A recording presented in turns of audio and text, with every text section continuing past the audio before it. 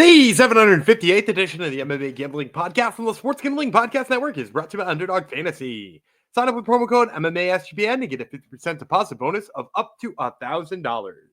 And we're also brought to you by Edge Boost. Earn up to $750 per month on your sports gambling transactions. Just go to edgeboost.bet and use promo code SGPN. And finally, we're brought to you by Rhythm, the leader in data-driven picks and props. Get your 7-day free trial today by going to sportsgamblingpodcast.com/RITHMM.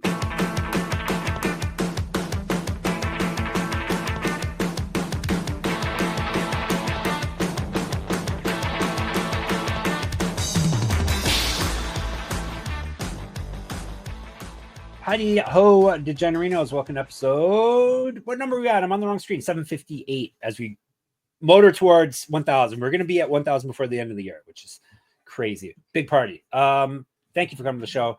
That's dedicated to Still Cote, another one of our friends who had a massive weekend.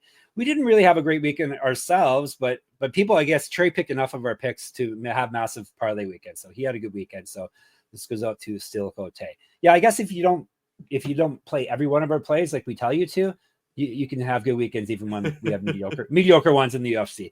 I am one of your hosts here. I'm no longer No Laundry Jeff Fox. I am Slava Fox now because that came up again, how people claim I look like Slava Claus. He wishes he had my hair, my good looks, but this is one championship episode. You sickos always want us to cover one. Well, we're covering one because they have lots of MMA on the card coming up. You may ask yourself, there's one this weekend? I didn't know that. No, there's not. Sorry to get you excited. Depending on when you're watching this, February the 20th is when the event's happening, but we have a lot of events to cover that weekend and not so many to cover the Valentine's Day weekend. So we are getting a jump on things, which can only be a positive thing. So 171 Qatar is what we're covering. Let's bring in the biggest one fan around, biggest one expert around.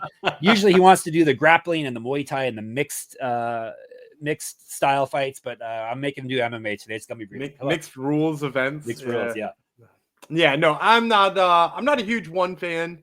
We're about to see fights that are happening for the 5th time on this card. Yep. And that speaks to how deep their roster is and how they're definitely not in financial danger. But with that being said, there are a lot of big names on this card, people who I enjoy watching fight. So for the biggest ONE FC hater out there, which is probably me, this is still not bad.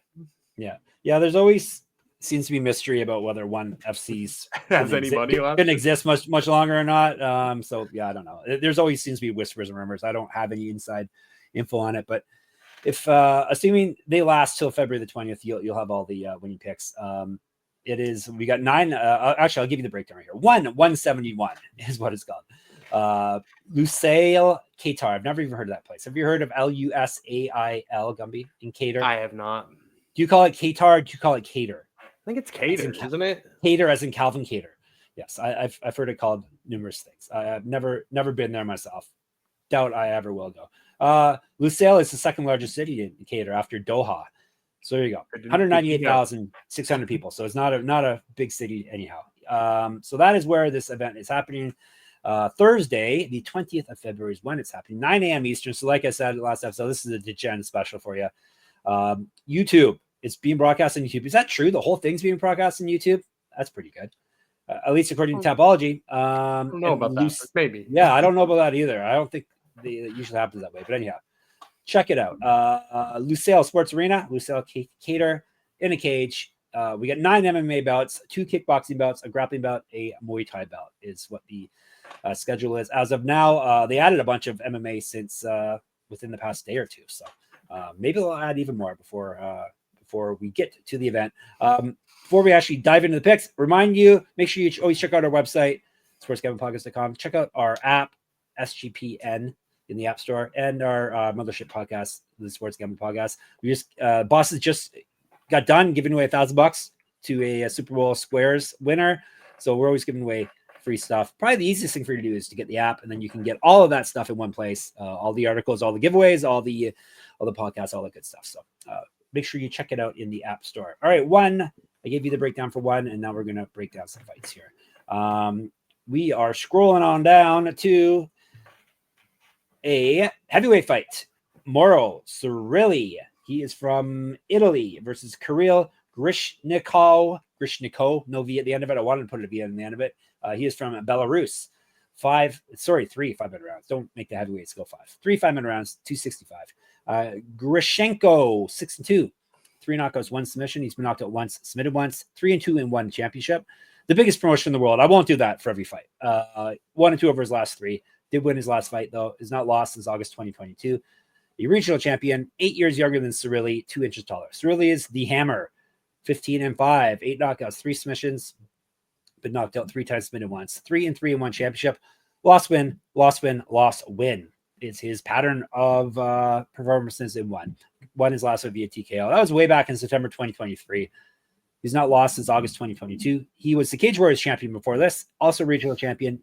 Used to fight down at light heavyweight. 2012 pro MMA debut. Gumby. I think Grishenko is probably going to be a pretty big favorite, like maybe negative 225 here. And I'm going to take Grishenko. If you watch Cerilli, I mean, you could pretty much boil this fight down to like one key attribute is that like Cerilli doesn't beat guys who can wrestle him. Like it seems oversimplified, but like if a guy can come in and out wrestle Cerilli and put him up against the cage and wear on him and, you know, maybe score some top control, they'll beat him. If they're forced to stand with him and he can bully a little bit, then he's got a real shot. But I don't think he has that here with Grishenko. Grishenko, you know, like what is he got? 2 pro losses. They're to like Anatoly Malkin and was it Ali Akbari? It was somebody nasty. So like he's only lost to like the tippity top, and he beat Rugrug. Granted, in a very controversial way. Like he threw a right hand right as the horn sounded, and Rugrug like faked. I don't know if he faked being hurt. Maybe that's wrong. It looked like he just faked being hurt for the hit after the bell, and then they just called it, and then they basically said that Rugrug wouldn't get off the stool, which, like, I don't know if he was milking it. I don't know if he was really hurt. I don't know if they should have counted it after the bell, whatever it was. But, like, before that, Grishenko was on the feet with him, pressed up against the cage, and he was getting the better of some of the, like, positional exchanges with Rugrug. So, like, you know, if we're talking about a guy in Cerilli who struggles with grapplers and struggles with people who are strong in the clinch. And then we got a guy on the other side who went toe-to-toe with the champ, the current champ, who's pretty much exclusively a wrestler. You know, you obviously got to like Grishenko's chances to like control this fight and win it that way. So I'm going to take really Grishenko here. I'm hoping for some low 2s to maybe use in a parlay. Yes, I forgot to mention no odds yet because we are quite a ways out for the event still. Depending on when you watch and or hear this, however you consume it, eat it, whatever you want to do. We're going down to lightweights next. Shamil Gasanov from Russia, Martin Nguyen from Australia. 3 5-minute rounds. What are you laughing about? Every single time you see it's win. Fine, Martin Nguyen. That's why I made you laugh. Do you know he's the Situ Asian? We've talked about it before, actually. We have talked about it many times. What does Situ mean? I don't know. Is it like no, never mind. I'm not gonna. Never mind. I'm gonna tell you something off there. Okay, perfect. He is 15-7, 10 knockouts, 3 submissions. We're gonna have a behind the scenes type show that people can pay for. 10 knockouts, 3 submissions. He's been knocked out 3 times, submitted twice. 12-7 in 1. The former champion of the promotion. Win loss over his last 4. Got submitted in his last fight. That was back in January of 2024, way back then, a year ago. He's not won since February 2023. Regional champ, used to fight at 145, 2012 pro MMA debut, an inch height, 2 inches reach. Gasanov, I always want to say Casanova. Gasanov is the Cobra. He's not Casanova. 14-1 with 9 submissions. He's been submitted once. 4-1 in 1 championship. He's won 3 straight. He's not lost since July 2023. He's got multiple regional championships on his mantle. Correct. Get the shirt, sportsgamepluggers.com/store. Try Big Game as your code. Maybe it still works. If it does, you get 15% off. Use fight at 135, 145. 2014 pro MMA debut, 6 years younger than Win. All right, Gumby. Yeah, I think this is just a case of Gasanov's wrestling and jiu-jitsu just being too much for Win. My guess is like negative 500 because in addition to Win coming off of a submission loss, you know, you got the OV part of it all. You've got the better record. There's so many things that point to Gasanov being a huge favorite here. And I'm not even bummed out about the big line. I do think he's that much better than Win. You know, like I said, he's got really good wrestling. his jiu-jitsu, particularly like his ability to keep an opponent down once he's taken them down. If people try to posture up or people try to change positions, he just like doesn't allow it. He's got good low hips when it comes to stuff like that. The lone loss on his record was grappling with Gary Tonin. And like, probably no shame in getting heel hooked by Gary Tonin. And so like, his grappling against somebody who is not like, one of the very best grapplers in the world for his size should hold up just fine. I think with Nguyen here, I think you're going to see him come out, try to turn this into a firefight. And I don't think it will be that for more than like 45 seconds. So my guess, Shamil Gasanov is going to be at the -500 range. And maybe not a number people love chasing, but I do think he should win this one here. All right. So Nguyen won't win. He will do the opposite of his last name. All right. Before we move on, SGPN's partner Rhythm is a #1 AI-powered sports betting platform that helps provide bettors of all levels the ability to build custom predictive betting models in seconds. Build your own model, copy one of the top performing models from the leaderboard, or have Rhythm build a model for you. NFL picks, NFL props, that's over with. But once the season starts, they do have those. College basketball, NBA, Rhythm has it all. Al Horford props, damn right. We're going to have to live on Al Horford props until the NFL starts up again. Claim your 7-day free trial today. We go to sportsgamblingpodcast.com/rhythm at sportsgamblingpodcast.com/RITHMM. All right, moving on up to a fight you may have seen once or twice or 3 times or 4 times. 4 times before. This one's at featherweight. Bibiano Fernandes from Brazil versus Kevin Belingon. Belingon? Is that how you say his name? Belingon? Belingon. He is from the Philippines. They are fighting again, 3 5-minute rounds. Belingon is the silencer. 20-10. 8 knockouts, 3 submissions. He's been knocked out 3 times, submitted 4 times. 11-10 in 1 championship. Former champion. He has lost 5 straight. Before that, actually 4 of those straight have been via finish. Before that, he won 7 straight fights. He's not fought since November 2022. He's not won since November 2018. He's gone 1-3 against Bibiano Fernandes. I'm glad they're running this back. Used to fight at 135, 2007 pro MMA debut, 7 years younger than Fernandes. Fernandes is the Flash. 24-6, 2 knockouts, 9 submissions. He's been knocked out twice. 12-3 in 1 championship, a former 2-time champion for the promotion. He's lost 2 straight. Before that, he won 2 straight. He's not fought since November 2022 as well. He's not won since October 2019. He's a regional champ. He used to fight at 135. 2004 pro MMA debut. 7-2 as a pro grappler. He's got multiple world championships in grappling. 2 inches height over Belingon. And at one point, you could have argued he was the best fighter in the world outside of the UFC, probably. Yeah. And there was probably an argument even within that for a minute. I don't know how valid it was, but there was definitely an argument. I'm going to take Bibi here as well. I think probably you're going to see a big number next to his name because of all the past run-ins with Belingon. I do wonder if perhaps the fact that he is on a 2-fight losing streak. Now, granted, one of them changing weight classes. One of them was John Lineker. So no shame in that. I wonder if that'll pull it down a little bit, though. So I'm hoping to get it in like the low 3s, maybe 300 is a hope here for Bibi Fernandes. And like I said, I'm going to take him mostly just because I don't think Belingon can hang with his grappling. Like if you watch any of their prior fights, that was the big issue. And then in addition to that, like, Bibi actually looked pretty good grappling with John Lineker. He took him down with like, ankle pick type single leg situation. And, he still throws hard despite being older and kind of have lost a step. And then if you watch Belingon's recent fight with John Lineker, like Lineker hits him with like a right hand and he just like, it doesn't land anywhere flush, but like Belingon just cowers. Like he looked like he wanted out of there immediately. And not that Bibi hits as hard as Lineker does, but he hits in the same ballpark of where Lineker does. And like he winds up big. He's still just as strong as he was when he was in his heyday. He's just like a touch slower, and maybe his grappling game has lost a step or two. But I still think that puts him head and shoulders over Belingon. So my guess is low 300s, and I'm going to take Bibi. All right. Bibi is the pick. All right, moving on up the fight card to some bigger boys, bigger than these little featherweights. Were all the other 4 fights at featherweight, or were they down at bantamweight? Do you know off the top of the head? I think they were bantamweight because they were for the belt. Yeah. Right. 2 or 3 of them were. Now 2 or 3 of the times they fought. 2 or 3 of the times they fought.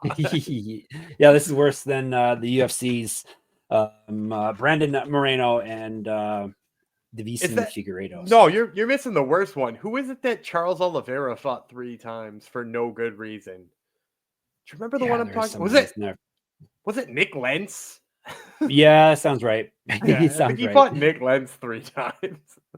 Beauty. These guys in the next fight have not fought each other before. Middleweights, Roberto Soldić from Croatia, and Saygid, he's got a lot of names.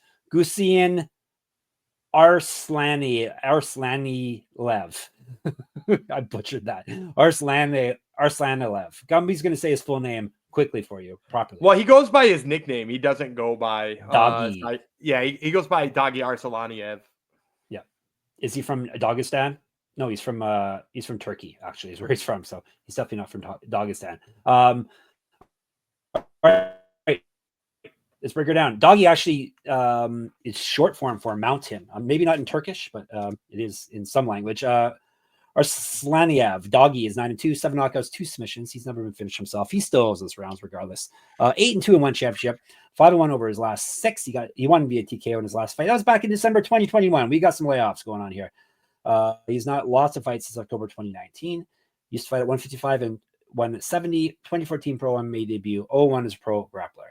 Soldić is RoboCop, 20-4 with 1 no contest, 17 knockouts, 1 submission. He's been knocked out twice. 0-1 with 1 no contest in 1 championship. 7-1 with 1 no contest over his last 9. Lost via TKO in his last fight. That was in May of 2023. He's not won since December 2021. He was a former 2-time champ in KSW. He also has multiple regional championships on his mantle. Correct. Get our shirt, sportsgamblingpodcast.com/store. Used to fight at 170, 2014 pro MMA debut. An inch of height over Arslanaliev, Doggy. Do you know what Soldić's claim to fame is? Do you know how much do you know about Roberto Soldić? We've talked about him before, but I'm not sure where you're headed with He's this, the last person to beat Dricus du Plessis. Oh, really? Yeah, he's the last person to beat him in a KSW title fight. I think this fight's going to be lined closely. Mostly because Soldić is, aging and his recent results haven't looked real great. He's taken a layoff. He maybe, some of that shine is off him. Plus, he's fighting a guy with EV at the end of his name and, maybe younger, more exciting. So I'm guessing Soldić's still a favorite, but I'm going to say only like -135 or something like that. And I'm going to take Soldić here. I think the big piece for me is if you watch the fight with Kashuba, which is not his last fight, but the fight before that ended in a no contest because of the eye poke, like he's still letting go of combinations at a really exceptional rate, to the point where I still think he's dangerous. I still think he could hurt people. And if you watch Arslanaliev, yes, he is going to be a little bit faster coming up to middleweight because he's originally a welterweight. For those of you who don't know, he spent most of his career down at welterweight. He is coming up in weight, which means he is going to pick up some speed. But I think the problem is that he's a guy who's already been pretty fast for his weight class, and then is just had trouble with sometimes being bodied a little bit at the weight class he was in. And so that's the worst time to move up, in my opinion, is when you're having trouble with size, but not speed. If it was the other way around, if he was having trouble with speed and not size, he could go up and, hopefully the size would equal out and the speed would pick up. But he's having, he's already the faster guy in a lot of his fights. Now he's fighting Soldić, so that might play down a little bit. And then the physicality will play super down. I think Soldić is going to be the much stronger fighter, even at his sort of advanced age here. And I think he should be able to put combinations together that really hurt Arslanaliev. So I'm going to go Soldić. I'm hoping just a slight favor here. All righty. Hopefully. All right. We are on to second to last MMA fight on the card. Shamil Erdogan from Turkey versus Aung Langzai. He is not from Turkey. He's from, is it Myanmar, I believe, right? Yes. No. Yeah, Myanmar. 3-5 rounds, 205. Let's tell you about Nguyen is the Burmese Python. 30-14 with 1 no contest, 15 knockouts, 13 submissions. He's been knocked out 5 times, submitted 3 times, 15-5 in 1 championship, and the former 2-time champion. He's gone 3-1 over his last 4. Got TKO'd by Erdogan in his very last fight. We got a rematch. 1-0 in Bellator. Used to fight at welterweight, middleweight, heavyweight. 2005 pro MMA debut, an inch height over Erdogan. Erdogan is 10-0, 5 knockouts, 1 submission, 2-0 in 1 championship. He's won 5 straight fights via finish. 20-12 debut, 5 years younger than Nguyen, 6 inches of reach on him. Why are they rematching a fight that they just had where a guy got knocked out. I think they're just looking for big names. Yeah. Because clearly they don't care about rematches on this card. Yep. Very you know, we had the Bibi Belingon fight too, and the next one has not happened a small number of times either. Erdogan is my pick here. You know, I went back and watched that fight to make sure. I was like, oh, are they rebooking this because like the fight was fluky in some way, shape, or form? You know, like that was my thought because I didn't remember having watched it. And no, Erdogan tags him in the first 10 seconds of the fight and then shoots a takedown, and he's pretty much underneath Erdogan for the rest of the fight. So like he didn't get the better of the striking and then had such a wild grappling discrepancy that he never got up. And then wound up, I believe it was TKO ground and pound. So like Erdogan has that grappling background that I think, you know, is the big equalizer. But even on top of that, like even if Nguyen came in here and like, you know, sharpened up his grappling defense, has been preparing for this moment of redemption, I don't think it does anything. I think Erdogan tags him on the feet then instead. So I'm going to say Erdogan wins. I didn't mention odds yet. You know, like I'd line this at -500 probably. I feel like the name value of Nguyen has it a little lower, you know, maybe high threes. But yeah, Erdogan is going to be my pick here. All righty. Erdogan is the pick. All right. High threes. You say that's marker in for you. All right. They changed the ad reads right in the middle of us recording, Gumby. Oh, perfect. You're going to have some editing to do. All right. What have I told people about already? I told people about something that we don't have anymore, so you can get that out of there. Let me see. Edge Boost. I haven't told you about Edge Boost yet, right? That's right. SGPN is partnered up with Edge Boost, the premier Visa debit card for bettors. An Edge Boost card allows you to avoid the hassle of having your card denied at the sportsbook, at DFS site, sweepstakes site, racetrack, or casino. Plus, you can earn up to $750 per month in cashback rewards for using your Edge Boost card. And you know your money is safe as the card is FDIC insured. The best part is no credit checks, and it's completely free. Sign up today and use the promo code SGPN so you get better cashback rewards and instant tier 2 status. So check it all out. Use it. Obviously, you should use it to make bets on Al Horford, right? Obviously. That's edgeboost.bet, promo code SGPN, edgeboost.bet, promo code SGPN. And you probably don't have a MyBookie thing in front of you, do you, Gumby? Oh, I do. Look at that right there. Wow, look at this guy. I'm a pro. He is on the ball. We were brought to you by MyBookie.ag. MyBookie is your place to bet every sport, plus props for every game and the live dealer casino. MyBookie accepts customers from a ton of locations. Easy deposits and lightning fast payouts using crypto. Al Horford bets, obviously, you're going to want to make there. Obviously, MMA as well, because they do have MMA. We got a big UFC come up. Probably they will have one championship, I assume. I think they have one usually. They usually have most of the promotions we cover here. So here's the important thing, though. When you head to mybookie.ag, make sure you use our promo code, MMASGPN. That way you get 100% deposit match up to $1,000 plus a $10 casino chip, and we look good to our bosses. So that's mybookie.ag, promo code MMASGPN. Keep our lights on, and we give you some giveaways as well. And I'm just going to go through all the ad reads, Gumby. You can just cut and paste as you wish, because we have to tell people about Underdog as well. NBA, NHL, college basketball, whatever your sport, you can cash in big with Underdog Fantasy Pick'em. Do you have a play for the people, Gumby? It said the big game still, but we know the big game's over. We know that the blankety blank won. Yeah, we know what a game it was. We know the Chiefs won by 14. So yeah, Chiefs by 14. Yeah, we might as well go to some NBA action. So for a game for Monday night, I like in the Kings Mavericks matchup, which is happening late at night. I'm going to take the higher than on Domantas Sabonis's rebounds. Right now, the Mavericks are kind of a big question mark in the front court. Is Anthony Davis hurt? Is Daniel Gafford good at basketball?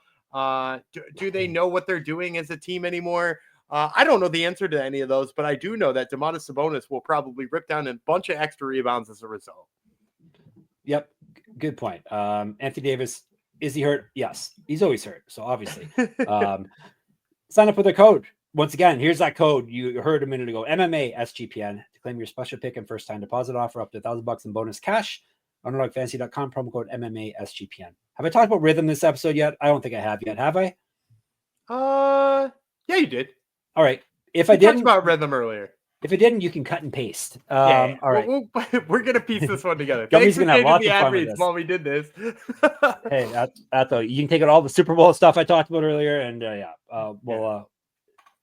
we'll cut and paste. Don't worry, we're professionals. Gummy will take care of it. All right, we got a championship fight, Gummy. This is a unification bout, one flyweight championship unification bout. Joshua Pacio, he is from Pacio. I don't watch a lot of one, obviously, or at least not with volume up. He's from the Philippines. Jared Brooks from the United States. 5-minute rounds in the co-main event. Main event is a Muay Thai fight. Gummy, I'm sure I'll give you picks for that too. Brooks is, he laughs. Brooks is the monkey god. 21-4 with 1 no contest, 2 knockouts, 9 submissions. He's been knocked out once. 5-2-1 championship. The interim champion. He also used to be the full-time champion as well. Loss over his last 3. 8-2 with 1 no contest over his last would be 11 fights. He beat Pacio via disqualification. He also lost to him once. 2-2 in the UFC. 1-0 in Bellator. Regional champion. 2014 Pro MMA debut. He's fed at 115 and 135. 0-1 as a pro grappler. Pacio is the passion. 22-4. 7 knockouts. 9 submissions. He's been submitted twice. I'm butchering his resume. 13-4-1 championship. He is the champ 2 times over. And the current one. He's won 2 straight and 6 of 7. Won his last fight via disqualification. Brooks, can't remember what he did. Spiked him on his head. Yes. Yes, right. Yes. Monkey King spiked him. He's not lost a fight since December 2022. Used to fight at 115 as well. 2013 Pro MMA debut. 3 years younger than Brooks. An inch of height, 5 inches of reach. I'm hoping that DQ win puts Pacio at like a number that's not playable. Yeah. Well, I mean, like, I'm picking Brooks here. I'm hoping that DQ win. Okay. Yeah, I'm hoping that DQ win just like makes people believe in Pacio for just like a minute, because I don't. I think Jared Brooks still continues to be one of the very best flyweights in the world.